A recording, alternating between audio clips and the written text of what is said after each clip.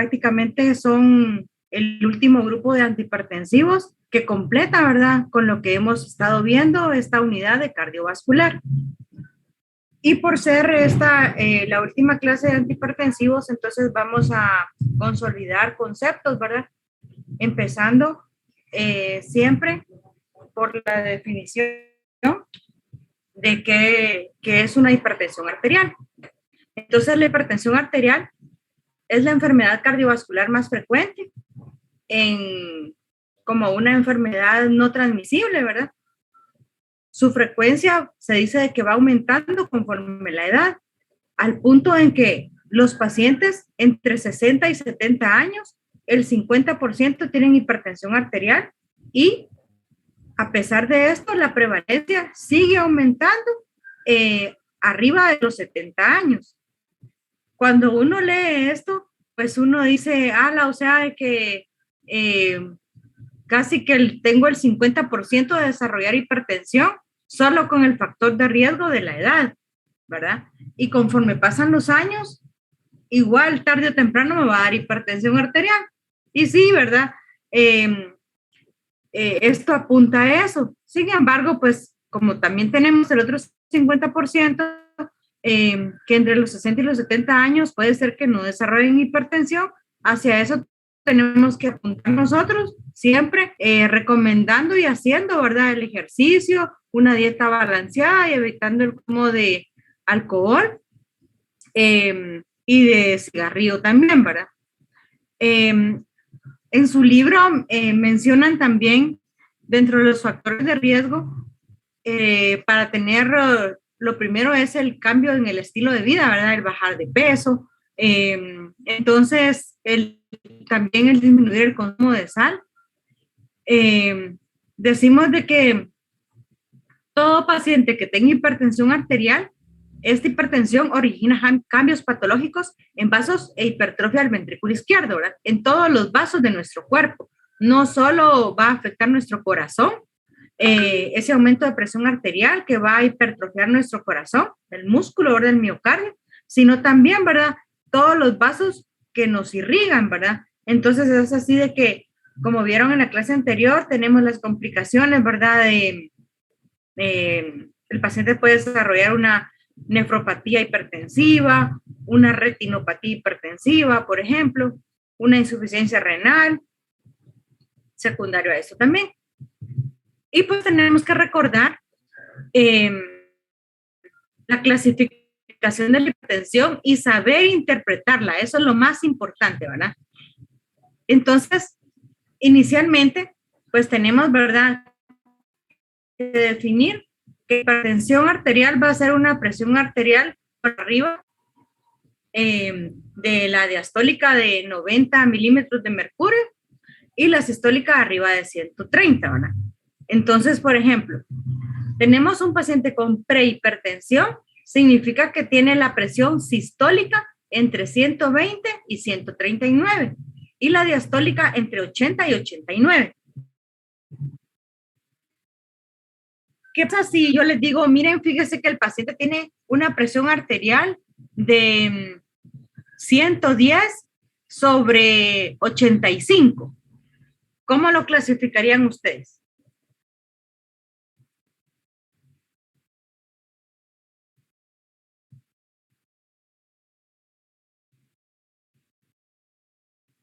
¿Cómo era, doctora?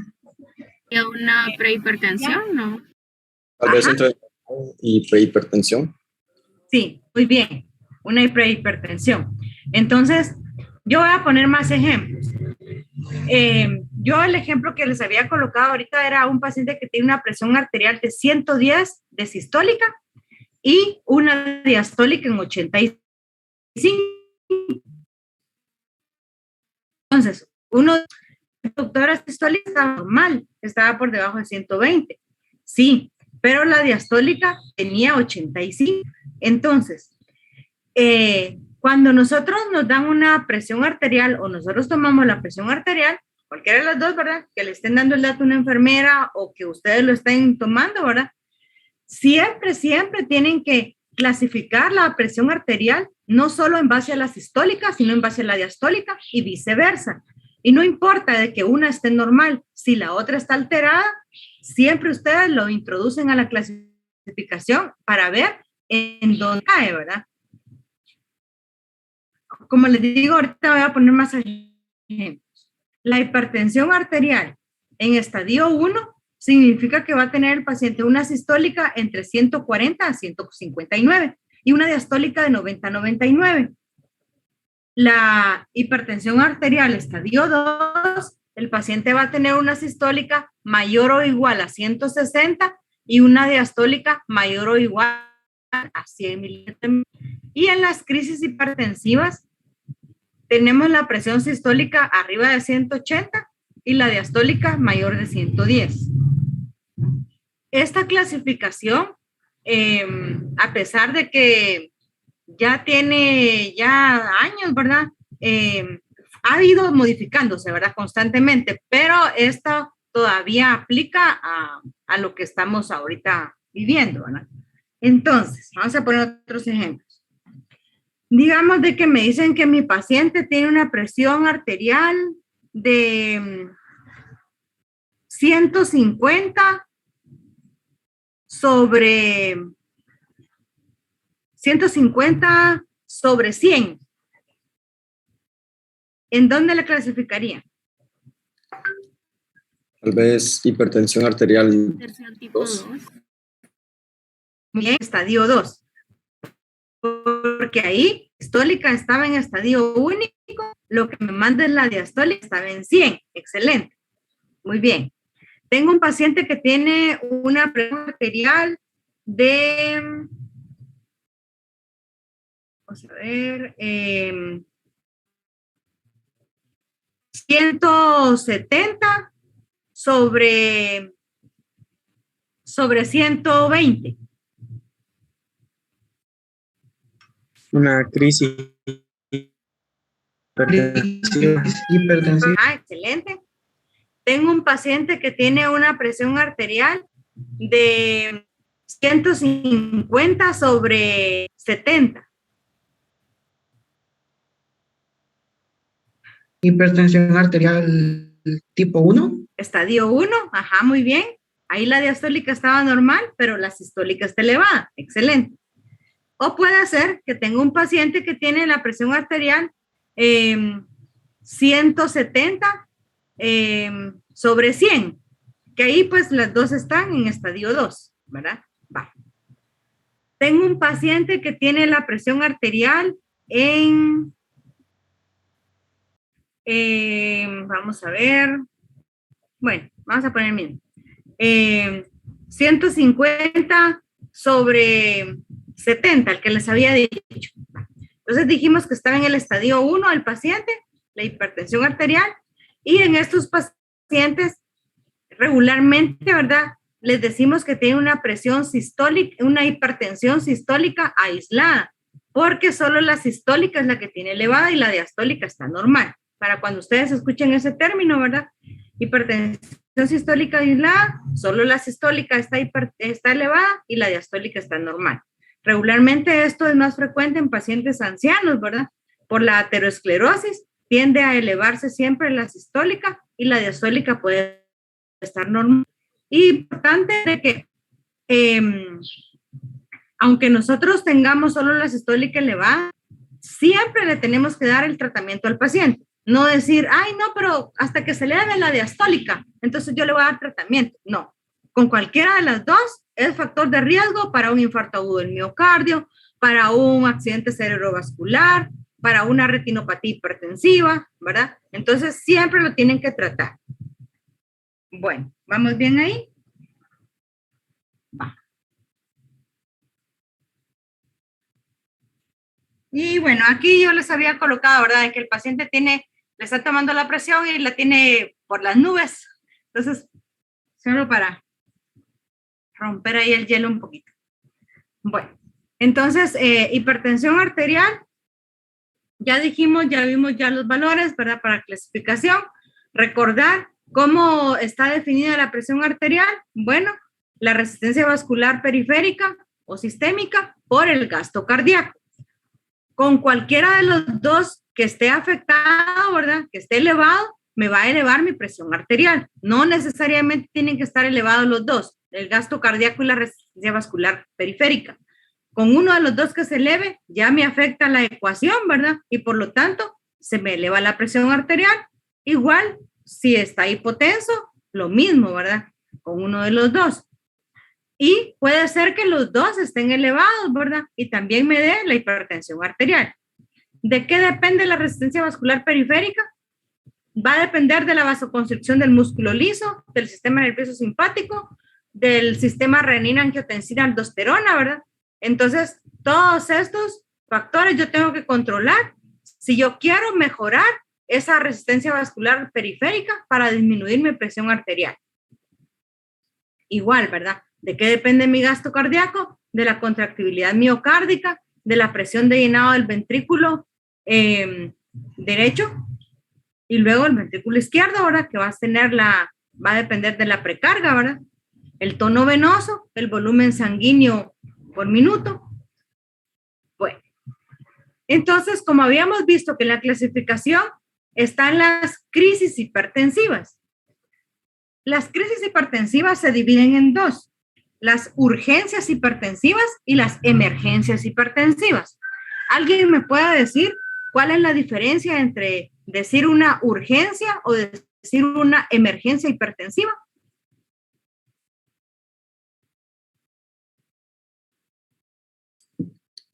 Tal vez Disculpe. Bueno, dale, Jonathan. No, es que sí, es que no le escuché bien la pregunta. Repito la pregunta y después te doy la palabra. O les doy a los dos.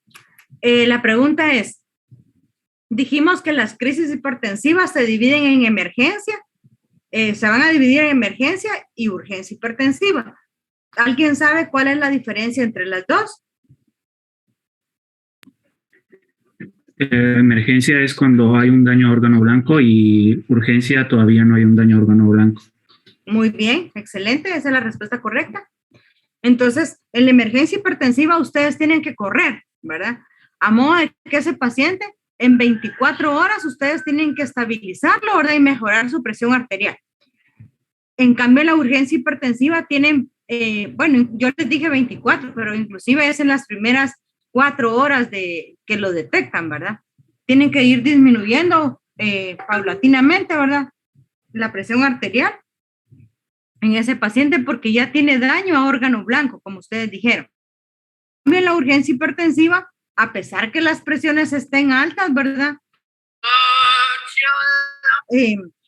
Me da pauta a que yo puedo disminuir esas presiones arteriales en el transcurso de 24 a 48 horas, ¿sí?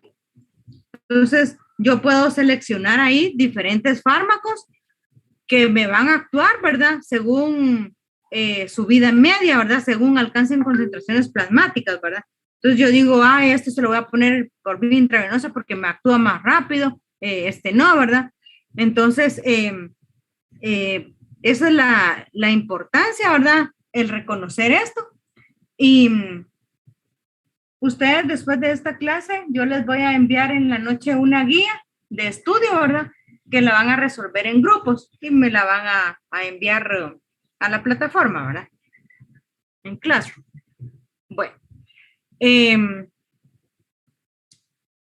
Entonces, los pacientes que tienen una crisis hipertensiva, ya sea emergencia o urgencia, en determinado momento pueden caer, ¿verdad? Con retinopatía, con nefropatía, apoplejía hemorrágica, que es el accidente cerebrovascular o un infarto agudo del miocardio. Si el paciente, por ejemplo, me dice de que, aparte que yo le estoy tomando la presión arterial y por definición la presión me cae en una crisis hipertensiva y el paciente me dice, mire, es que no aguanto el dolor de cabeza. Entonces yo pienso, ese paciente está cursando ahorita con una emergencia hipertensiva, puede cursar o puede ya tener un daño cerebral, ¿verdad? Órgano blanco, su cerebro, ¿verdad? O si me dice, mire, fíjese que no aguanto el dolor de pecho, ¿verdad? Se puede estar infartando, ¿verdad?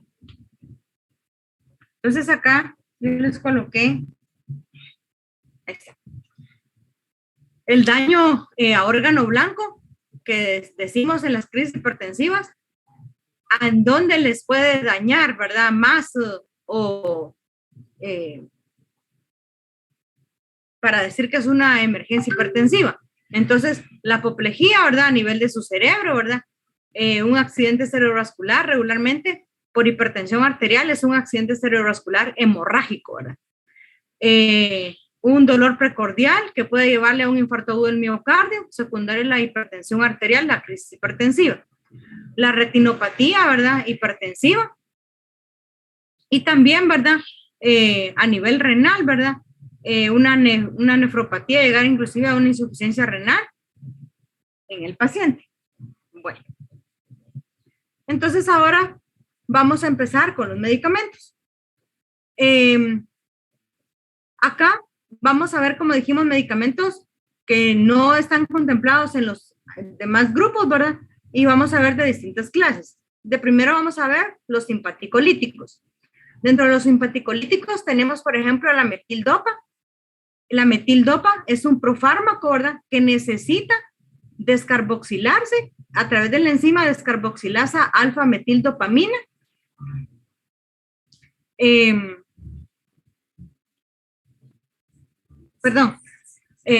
Se va a descarboxilar para convertirse en alfa-metildopamina. Luego la alfa-metildopamina, a través de la enzima beta-oxidasa de dopamina, se va a convertir en alfa-metilnoradrenalina. Esta alfa-metilnoradrenalina nos va a funcionar como un falso neurotransmisor porque se va a almacenar, ¿verdad?, en las vesículas secretoras de la neurona adrenérgica y va a sustituir a la noradrenalina, ¿sí? Entonces, funcionando como una falsa catecolamina, un falso neurotransmisor, si lo queremos llamar así. ¿Por qué falso? Porque se parece, ¿verdad? Entonces, aquí noradrenalina, aquí también noradrenalina, pero es alfa-metil. Entonces, no va a tener la misma función vasoconstrictora de la noradrenalina. ¿Y qué es lo que va a hacer esta alfa-metilnoradrenalina entonces? A nivel cerebral, va a inhibir el flujo neuronal adrenérgico en el tallo encefálico, actuando como un agonista de los receptores alfa-2 adrenérgicos presinápticos. Esto va a hacer de que se atenúe, ¿verdad?, la liberación de norepinefrina, con lo cual, ¿verdad?, ya no tenemos norepinefrina liberada y se va a evitar la emisión de señales adrenérgicas vasoconstrictoras. Entonces acá básicamente, si decimos que la presión arterial va a actuar en el gasto cardíaco o en la resistencia vascular periférica. A la larga, digamos, por ser componentes de la presión arterial. ¿Qué piensa?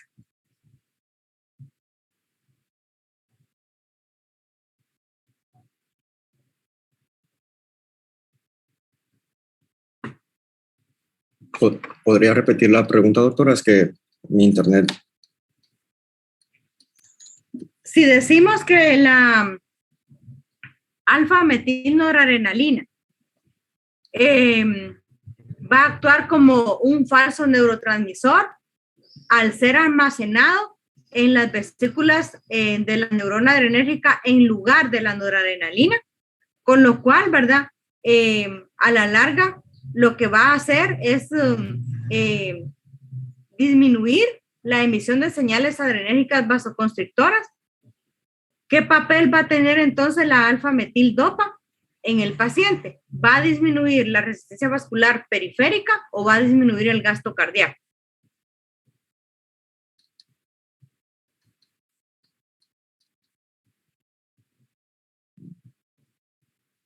Yo diría que ambas, doctora. ¿Por qué ambas? Bueno, en primera porque como el sistema simpático actúa sobre el corazón, también actúa sobre, creo que eran las células extraglandulares para que liberaran renina. Y todo es en base a la liberación de neurotransmisor adrenalina, noradrenalina. Entonces, si no hay adrenalina que se libere, no se activa el efecto simpático en el corazón ni en el riñón. Y como usted mencionó que el sistema renina-angiotensina actuaba a nivel de la resistencia vascular, entonces supongo que si no se libera, disminuye ambos. el gasto cardíaco y la resistencia vascular. Ajá. Y principalmente la resistencia vascular periférica, ¿verdad? Sí, va, muy bien. Bueno. En cuanto a la farmacocinética de la metil-dopa, ¿verdad? Tenemos que alcanza concentraciones plasmáticas máximas al cabo de 2 a 3 horas. Y la vida media, vamos a hablar un poquito ahorita, se dice que la vida media es de 2 horas. Sin embargo, el efecto antihipertensivo, ¿verdad? Tarda de 6 a 8 horas e inclusive puede llegar hasta 24 horas en el paciente. ¿De qué va a depender? De que uno dice, pero dijeron que la vida media es de 2 horas y el efecto pues va a tardar inclusive hasta 6, hasta 24 horas. ¿Por qué piensan ustedes que el efecto, a qué se debe de que el efecto tarde tanto, pueda tardar tanto?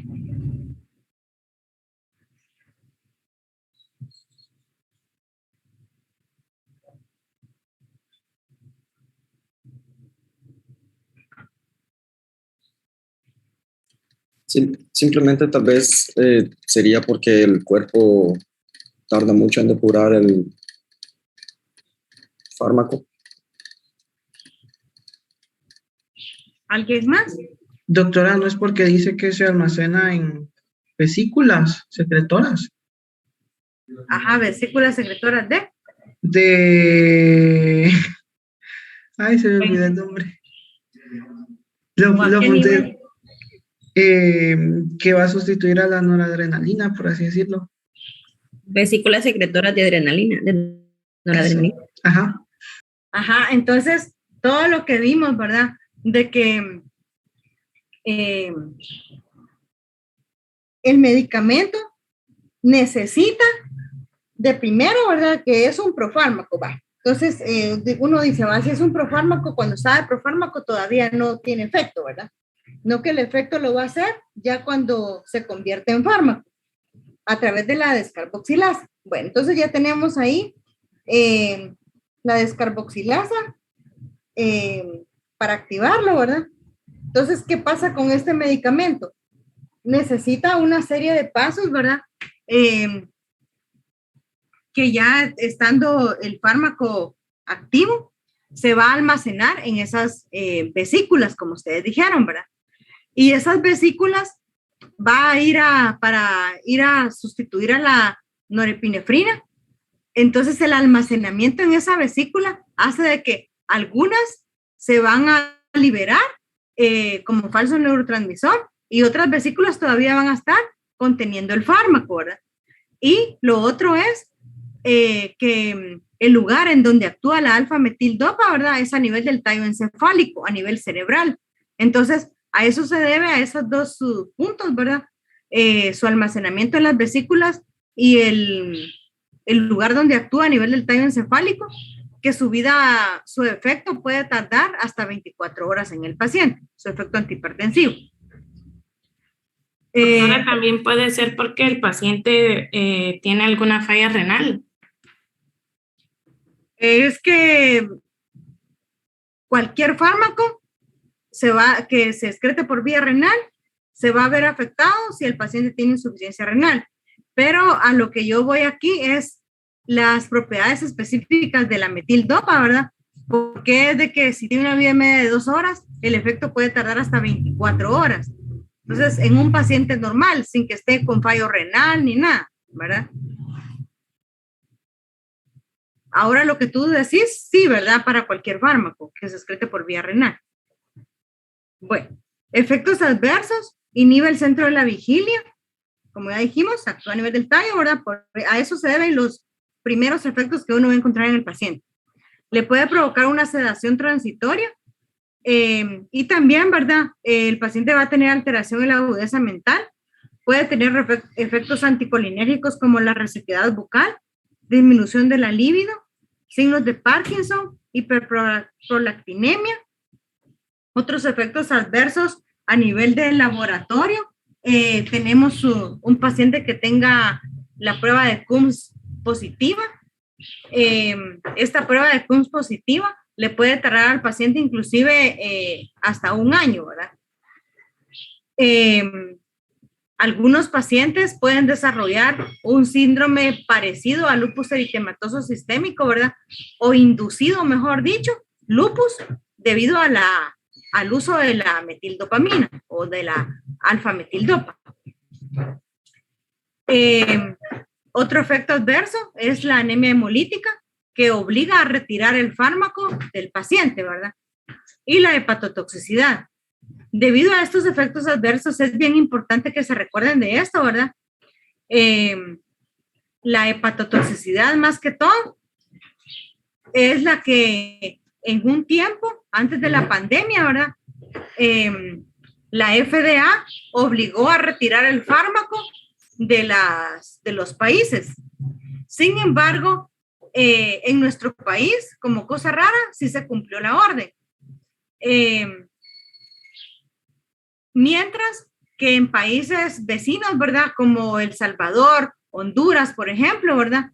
Sí la seguían utilizando. Entonces, como acá dice, ¿verdad? Indicación, hipertensión en el embarazo. El medicamento es muy bueno, ¿verdad? En una paciente que tenga una preeclampsia. Entonces, que la paciente va a tener hipertensión durante el embarazo que no la tenía antes, una hipertensión inducida en el embarazo. Entonces, los médicos que sabían de que por contrabando, ¿verdad? O que en las fronteras se manejaban estos medicamentos, seguían prescribiendo la alfa-metildopa, ¿verdad? A pesar de la warning que había mandado la FDA, que se suspendiera el uso del producto por la hepatotoxicidad. Pues básicamente media vez tengan bien monitorizado al paciente con pruebas hepáticas, ¿verdad?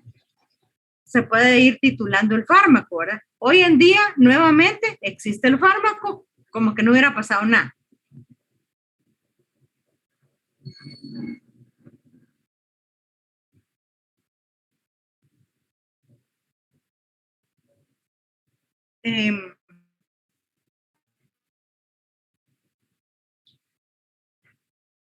Si nosotros, por ejemplo, retiramos, digamos que la paciente lo tomó durante el embarazo, ¿verdad?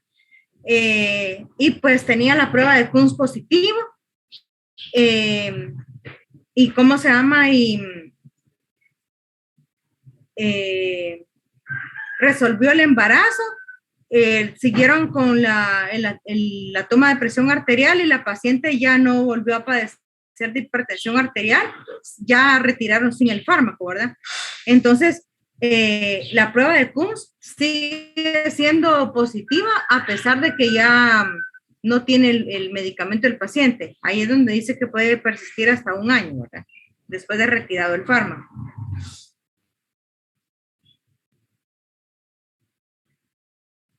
Ahora vamos con la clonidina. El Guanabens, pues no se los menciona el libro, sino que resalta más la clonidina y la moxinidina. Sin embargo, estos 3 fármacos actúan igual, y en las ediciones anteriores, ¿verdad? Los van a encontrar. Y si algún día pues no tienen clonidina, pues igual tienen Guanabens, si es que necesitan este fármaco con su mecanismo de acción correspondiente. Entonces, los 3 fármacos son agonistas alfa-adrenérgicos, ¿verdad? Actúan en el receptor alfa-2A a nivel del tronco encefálico. ¿Qué es lo que van a hacer acá? Pues al ser un agonista, ¿verdad? Simula los efectos del receptor alfa-2A, lo que va a producir es reducción del flujo simpático en el sistema nervioso central, disminuyendo la concentración plasmática de norepinefrina. Por lo mismo, van a disminuir, como ustedes dijeron, la resistencia vascular periférica y también el gasto cardíaco. Como efectos adversos, el tomar estos medicamentos o el administrarlos, ¿verdad? Puede causar hipotensión. Cuando el paciente se encuentra en supino, se disminuye el tono simpático en la vasculatura, disminuye la frecuencia cardíaca y el volumen sistólico, causando una hipotensión postural. También disminuye la contractibilidad miocárdica, ¿verdad? Y si el paciente se encuentra en vertical, ya va a disminuir la resistencia vascular periférica. Los 3 fármacos causan una venodilatación sistémica y como efectos adversos, menos del 50% se ha reportado xerostomía, sedación, síndrome de abstinencia y pesadillas. De estos fármacos, el que más se ha utilizado es la clonidina, ya que se utiliza para el tratamiento de la hipertensión en el diagnóstico de un paciente con feocromocitoma. ¿Qué han leído del feocromocitoma? Que es un tumor en las glándulas suprarrenales y que produce una gran cantidad de catecolamina. Excelente. Muy bien. Entonces, estos tumores, si tengo yo un paciente joven, por ejemplo, tengo un paciente que tiene 20 años o 23 años y acude a la emergencia, ¿verdad? Que tiene cefalea, que ha sentido muchas palpitaciones, le toman la presión arterial y la tiene elevada, le toman la frecuencia cardíaca y está taquicárdico, hacen sus pruebas renales y están normales. Ustedes siempre tienen que pensar en que ese paciente puede tener un feocromocitoma, porque es un paciente joven, ¿verdad? Un paciente joven no debería estar hipertenso si no tiene ninguna anomalía renal. Y como tú dijiste, es un tumor que está en las suprarrenales. Específicamente, ¿verdad? En la médula suprarrenal, que es donde se secretan las catecolaminas. Entonces, la clonidina, ¿verdad? Se utiliza, le dan al paciente el medicamento y obviamente se va a ver que va a disminuir la presión arterial en este paciente. Es como diagnóstico terapéutico. No quiere decir que solo esto se haga. Lo primero, uno da lo no invasivo, ¿verdad? Dentro de los estudios, ¿verdad? Le envío a hacer una tomografía, ¿verdad? De las glándulas suprarrenales para descartar la presencia del tumor. Muchas veces, cuando los cortes son muy grandes, les dicen que está normal. Y uno dice, no tiene. Bueno, ay, qué raro. Uno se apoya de exámenes de laboratorio, ¿verdad? ¿Qué estudios le mandarían a hacer ustedes en sangre a este paciente, por ejemplo? Si le sale una tomografía que está normal. Y ustedes siguen pensando en que quieren descartar un feocromocitoma.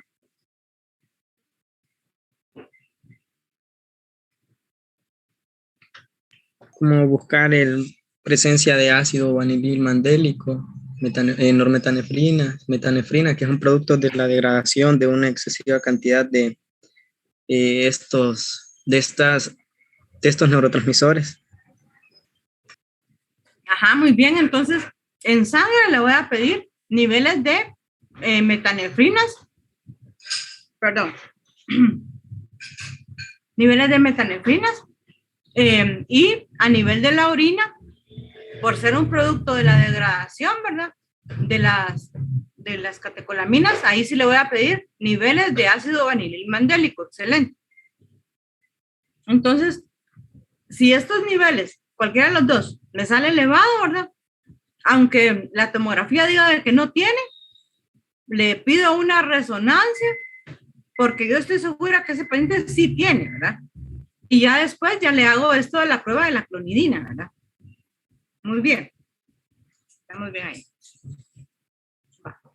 Ahora la reserpina. La reserpina inhibe el transportador catecolamínico vesicular, el BMAT2, con lo cual las terminaciones nerviosas pierden su capacidad de concentrar y de almacenar la norepinefrina y la dopamina. Porque esta las llevaba, ¿verdad?, hacia la vesícula para que se almacenara.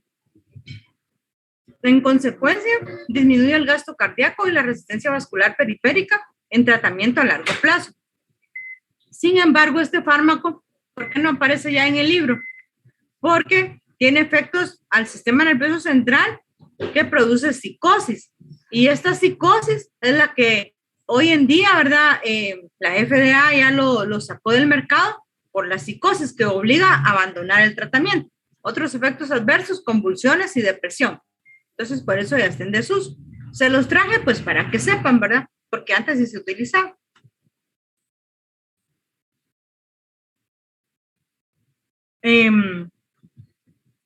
Les traje esta para que conocieran la planta, que a veces uno mira plantas y uno dice, ay, qué bonita la flor o algo así. Y muchas veces son plantas que nos pueden servir como fármacos y otras veces pues pueden ser tóxicas también, ¿verdad? Entonces la Rauwolfia serpentina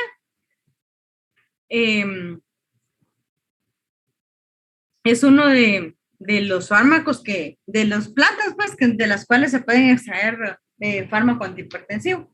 Aquí tengo dos. La metirosina inhibe la hidroxilasa de tirosina, que convierte la tirosina en dopa. Al actuar, ¿verdad? Cabal en la síntesis de las catecolaminas, ¿verdad? Va a hacer que se disminuya, si uno le da este medicamento, inhibe la enzima para que ya no se convierta en dopa, por lo tanto esta no se va a convertir en dopamina y luego, ¿verdad? Se van a disminuir las concentraciones de catecolaminas de un 35 a un 80%. Se dice que este es el tratamiento ideal para la hipertensión en el feocromocitoma. Para que no se confundan, la clonidina era para el diagnóstico, ¿verdad? O sea, solo nos sirve, sí, al darle la clonidina ya tengo los niveles de metanefrinas, ya tengo, o bien no le pude hacer eso y le pude hacer niveles de ácido vanilil mandélico y están elevadas. Le hice la prueba con clonidina y sí le bajó la presión arterial al paciente.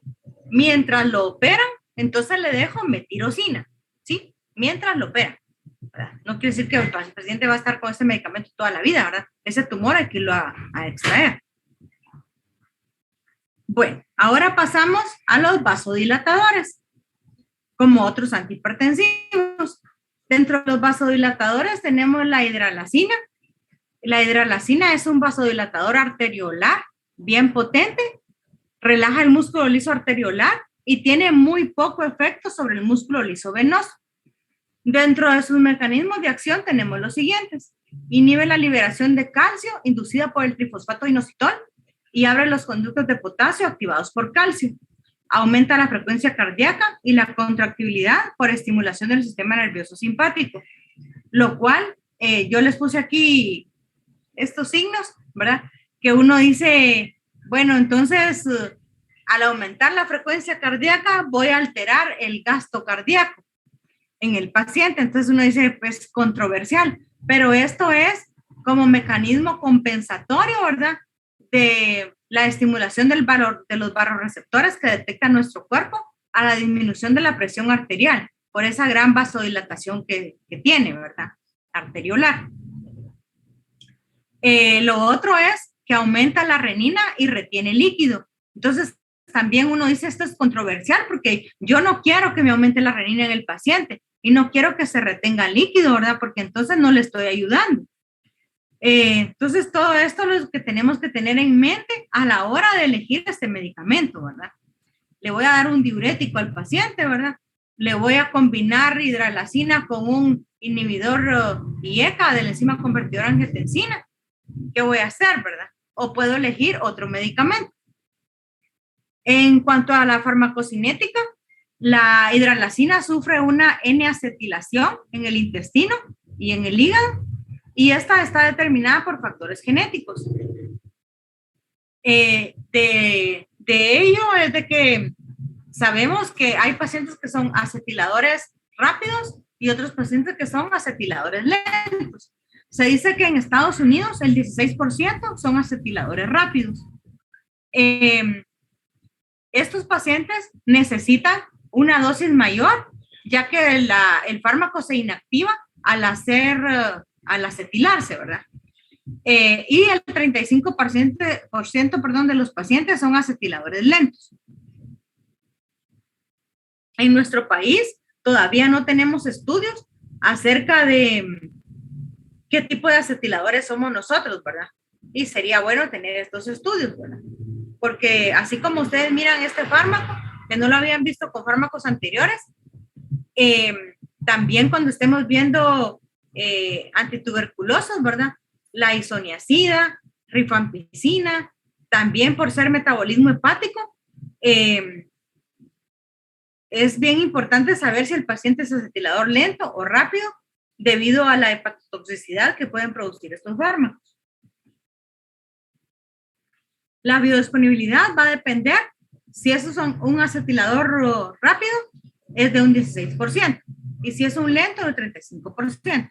La vida media es de 1 hora, alcanza concentraciones plasmáticas máximas y el efecto hipotensor al cabo de 30 a 120 minutos de ser administrado. Como ven, actúa bien rápido.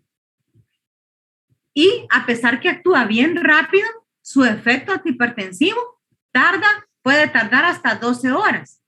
Eso es importante. En cuanto a los efectos adversos, bueno, esto, ¿por qué tarda 12 horas? Aún todavía se desconoce, ¿verdad? A diferencia de cuando estábamos viendo la alfa-metildopa, ¿verdad? Que ahí sí sabemos, ¿verdad? Que debido al metabolismo a nivel del tallo encefálico, a que es un profármaco, a que se almacena en las vesículas, ¿verdad? Sin embargo, acá con la hidranacina todavía está en estudio porque su efecto tarda tanto. No es que inicia el efecto rápido, pero persiste, de verdad, el efecto antihipertensivo hasta 12 horas en el paciente. Efectos adversos: cefalea, rubor, hipotensión, palpitaciones, desvanecimiento, taquicardia, angina de pecho en pacientes que tienen isquemia por aumento de la demanda miocárdica de oxígeno. La hidralacina no dilata las arterias coronarias epicárdicas, solo las arteriolas, causando un robo de flujo sanguíneo. Dentro de los efectos adversos está que también el paciente le puede producir lupus eritematoso sistémico al cabo de 6 meses de estar con el tratamiento. Otros efectos adversos: puede producir glomerulonefritis rápidamente progresiva, enfermedad del suero y anemia hemolítica. Puede causar como otro efecto adverso la polineuropatía, que esta responde al uso de la vitamina B6 o piridoxina. También tenemos de que como otro efecto adverso inhibe la metilación del ADN, que produce autorreactividad en las células T. Y por esto es de que el medicamento todavía, o sea, sí lo utilizan igual en embarazadas, pero hasta después del primer trimestre, ¿verdad? O sea, digamos que ustedes empezaron con alfa-metildopa porque tenía preeclampsia la paciente, y en el segundo trimestre o en el tercero le pueden cambiar a la hidralacina, ¿verdad? Pero los dos, si se dan cuenta, los dos pueden provocarle lupus a la paciente, ¿verdad? Solo que esta sí está descrito que es después de los 6 meses del tratamiento.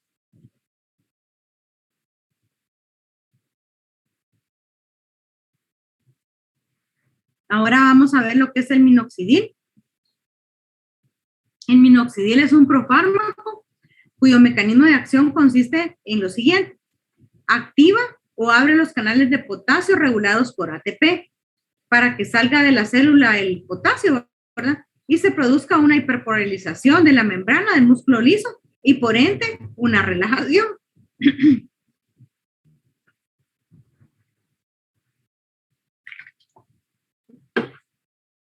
Perdón.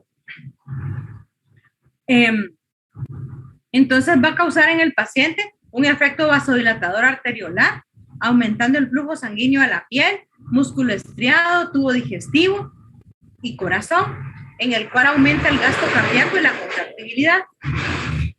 El minoxidil se activa a través de la enzima sulfoniltransferasa hepática, como dijimos que es un profármaco. Entonces, a través de esta enzima, la sulfotransferasa, se va a convertir en sulfato de NO-minoxidil.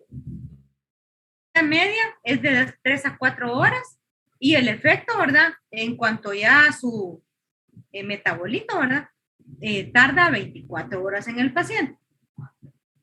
Se excreta un 20% por vía renal y el resto por vía hepática o a través de las heces. Sus efectos adversos están clasificados, por así decirlo, en 3 grupos, ¿verdad? Uno va a ser la retención de líquidos y sal. Eso se debe al aumento de la resorción de los túbulos proximales. Otro efecto adverso es la hipertricosis. Esto se debe a la activación de los canales de potasio. Y el otro efecto adverso son los efectos cardiovasculares, que consisten en aumento de la frecuencia cardíaca, aumento del consumo de oxígeno, tanto así que puede producir en el paciente ondas T aplanadas e invertidas. Y otros efectos adversos menos frecuentes, tenemos que puede dar en el paciente el FANA positivo o factor antinuclear, y puede causar también el síndrome de Stevens-Johnson. ¿Alguien ha escuchado en qué consiste el síndrome de Stevens-Johnson?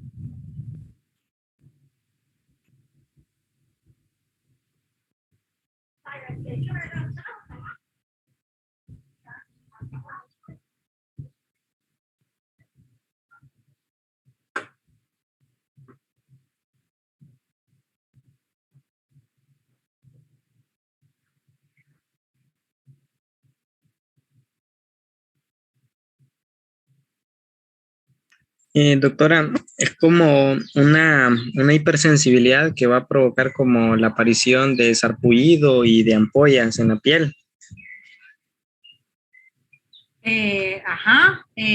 Muy bien. ¿Alguien más que quiera completar? Lo mismo que dijo el compañero, solo que si no estoy mal es como el producto o reacción que tienen a un cierto como medicamento o algo así. Muy bien. ¿Quién más?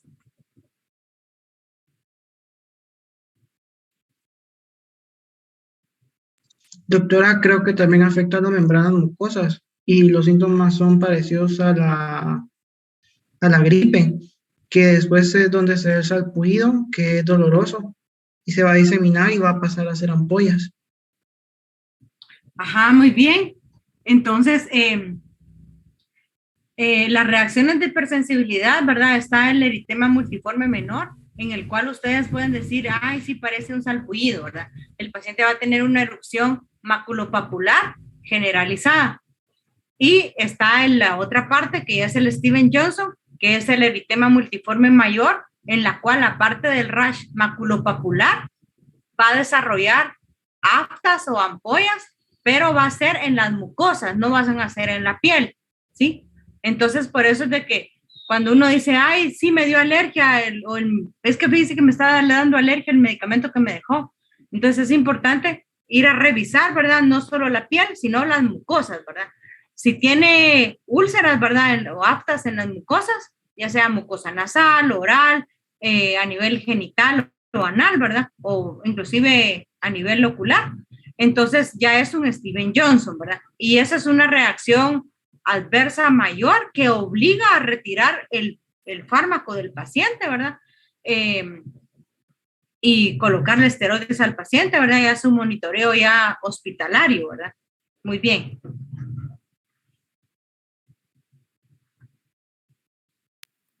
Doctora, pero bajo un cuidado estricto, ¿este síndrome es reversible o no? Sí, que lo detectes inicial. Eso es uno. Y dos, como tú dijiste, ¿verdad? Ese paciente tiene que estar en cuidados intensivos, bajo un monitoreo estricto, ¿verdad? Los adultos han logrado salir, bueno, es que casi se comporta igual que en los niños ustedes. Lamentablemente la gente consulta ya tardío, ¿verdad? Ya cuando ya pasaron ya más de 48 horas ya que se instaló. Entonces, aunque uno retire el fármaco, ¿verdad? El paciente muere por un choque distributivo. Y son pocos los pacientes que logran salir, ¿verdad? Del síndrome de Stevens-Johnson, ¿verdad? Y ustedes van a ver a lo largo de los fármacos que están viendo ahorita y con antibióticos, antifímicos, antivirales, que más de algunos pueden presentar este efecto adverso, ¿verdad? Entonces es bien importante por eso que ustedes sepan detectarlo a tiempo, ¿verdad? Yo el último que vi fue una nena con secundario al uso de fenitoína. Y pues la tía, que es médico, era la que lo estaba tratando. Ella le estaba tratando las convulsiones a la nena, ¿verdad? Y la nena empezó con el rash maculopapular y pues le empezó a dar nada más antihistamínicos. No le quitó el fármaco. Entonces seguía el cuerpo exponiéndose al fármaco, ¿verdad? Y la llevó a la emergencia, no por lo del rash, sino que la llevó porque seguía convulsionando, ¿verdad? Y ahí pues al evaluarla, sí, la nena ya tenía ya aftas, ¿verdad? Pero gracias a Dios fue de los pocos pacientes que yo he visto de que sí salgan, ¿verdad? Obviamente se ingresó a intensivo y esa nena pues se tuvo que ventilar también por el estado epiléptico. Doctora, eso era lo que yo iba a preguntar porque, por ejemplo, al decirte que es irreversible, bueno, yo lo googleé y decía de que es necrólisis epidérmica tóxica, entonces sería reversible solo cuando se detecta en un estadio inicial, eso. Ajá, sí. Yo he visto a los pacientes que tienen buen pronóstico cuando se detectan antes de las 48 horas. La otra nena que yo vi, hija de una enfermera, falleció. La nena tenía ya más de 3 días que la nena había empezado con las lesiones. Les digo más de 3 días porque la mamá, no, es que hay gente que no da no dice la verdad. Y pues lamentablemente la nena estaba llena, toda la boca de aftas, ¿verdad? Y la piel pues igual con su rash maculopapular. Este fue el secundario al uso de trimethoprim, dado por la mamá. Por ser enfermera la automedicó y no la llevó a tiempo. Y todavía en el hospital pues se ventiló la nena, se fue trasladada a Guate para intensivo, ¿verdad? Ventilada. Pero lamentablemente allá, a pesar de estar en intensivo, la nena falleció, ¿verdad? Hasta en su choque distributivo, ¿verdad? Bueno, vamos a seguir con el nitroprusidato de sodio. Este se metaboliza en las células del músculo liso, donde se va a reducir produciendo cianuro, ¿verdad? Y luego se convierte en óxido nítrico. Este óxido nítrico activa la ciclasa de guanililo, que dijimos la vez pasada que convertía el GTP en GMP cíclico. Y el GMP cíclico estimula la proteína sinasa dependiente del GMP cíclico, activa la fosfatasa de cadena ligera de miosina para producir una vasodilatación. El nitroprusidato, por ende, es el más potente de los nitrovasodilatadores que hemos visto hasta el momento. ¿Por qué? Porque no solo dilata las arteriolas, también dilata las vénulas, ¿sí? Es inestable en la luz y en medio alcalino. Esto es importante porque nosotros tenemos que proteger a ese medicamento de la luz, ¿verdad? Viene en ampollas o en frascos de color ámbar para protegerlo de la degradación, ¿verdad? Para que sea estable, ¿verdad? Y si nosotros a la hora de sacar el medicamento para sacar la dosis, ¿verdad? Obviamente lo sacamos en una jeringa. Ustedes han visto que las jeringas no son oscuras, pero si lo sacamos de la jeringa, ¿va? Ahí se expuso a la luz. Uno dice, bueno, apaguemos la luz y saquémoslo donde esté oscuro, ¿va? Está bien. Pero luego, como se va a administrar por infusión continua al paciente, entonces tienen que colocarlo, proteger todo el sistema, ¿verdad? El equipo de venoclisis con papel craft, ¿verdad? Para evitar que se esté degradando el medicamento. Su administración exclusiva es por vía intravenosa, lenta, ¿verdad? Tiene un inicio de acción al cabo de 30 segundos luego de ser administrado. Y su efecto hipotensor máximo se encuentra en los primeros 2 minutos. Y tarda 3 minutos luego de ser suspendida la infusión. Sus compuestos, ¿verdad? A los cuales se degrada, ¿verdad? Como lo es el cianuro, este se metaboliza a través de la rodanasa hepática y se convierte en tiocianato. El tiocianato tiene una vida media de 3 días y es importante conocer todo esto por la toxicidad que puede presentarle al paciente, ¿verdad? Le puede dar al paciente acidosis láctica si nosotros le damos una infusión continua a dosis de 2 a 3 microgramos por kilo minuto. Por lo tanto, se recomiendan dosis, ¿verdad?, menores de 2 o de 0.5 a 1.5 miligramos por kilo minuto en infusión continua. Y la otra recomendación es la administración de tiosulfato de sodio, que evita la acumulación del cianuro para que el cianuro no se metabolice y se convierta en tiocianato. ¿Vamos bien ahí? Ya poquito nos falta. ¿Sí? ¿Me van entendiendo? Sí, doctora. Gracias. Va. ¿Qué aplicaciones tiene nitroprusiato de sodio? Entonces, por actuar en 30 segundos, ¿verdad?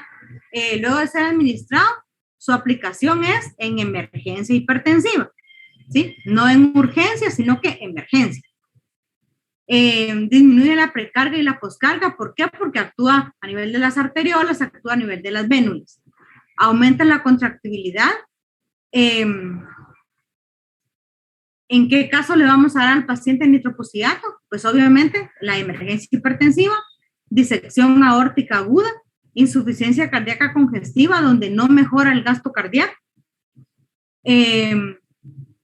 disminuye la demanda de oxígeno al miocardio luego de un infarto, ¿verdad? Entonces también es una opción, ¿verdad? Si el paciente sufrió un infarto y continúa hipertenso.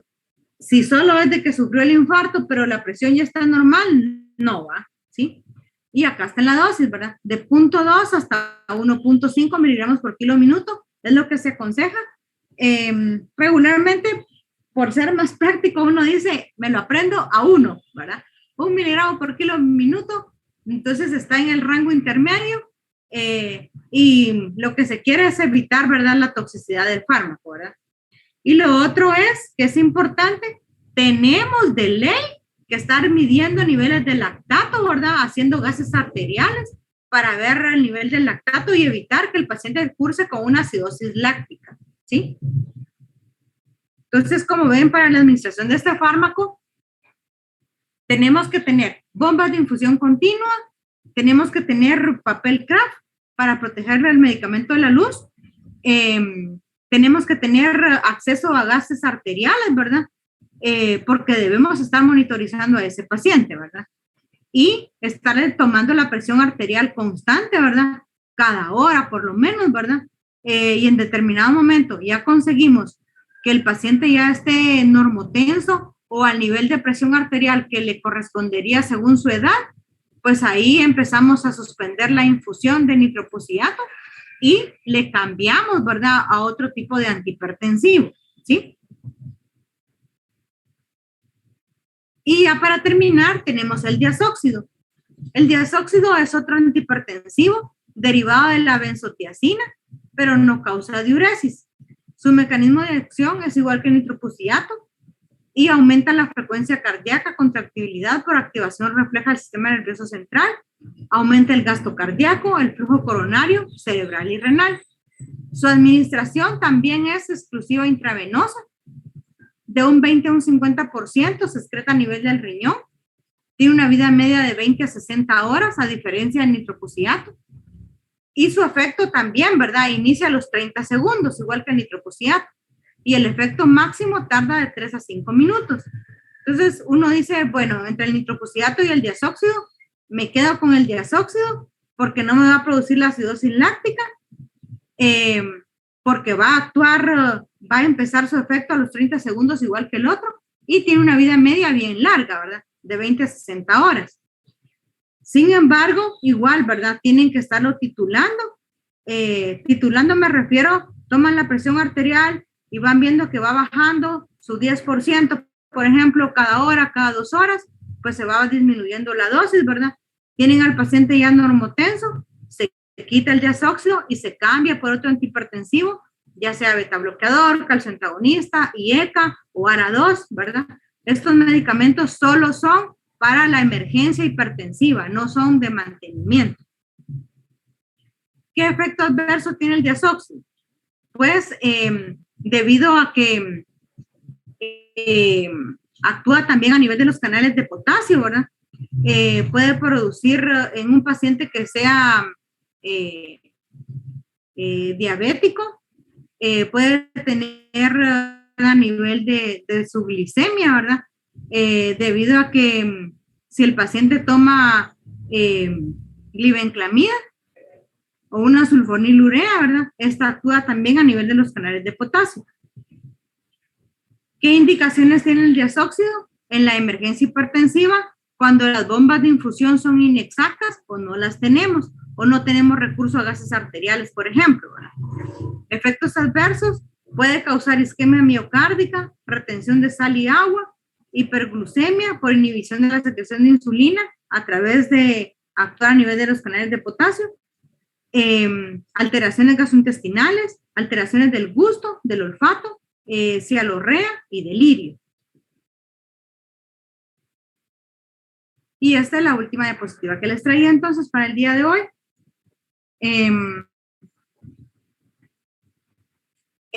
¿Alguien sabe en dónde es de Guatemala? ¿En dónde estamos aquí?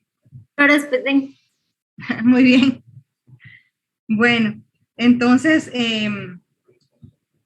como ven, el día de hoy, yo no toqué, a pesar que está en el capítulo, ¿verdad? No toqué beta bloqueadores, calcioantagonistas y ECA, porque eso ya los vimos, ¿verdad? Y los vimos todo así completo, ¿verdad? Con su mecanismo de acción. Entonces, yo era para completar los demás antihipertensivos que nos faltaban, ¿verdad? Ahorita con esto completamos. Y entonces hoy en la noche les envío la guía de estudio, que la resuelvan en grupo, ¿verdad?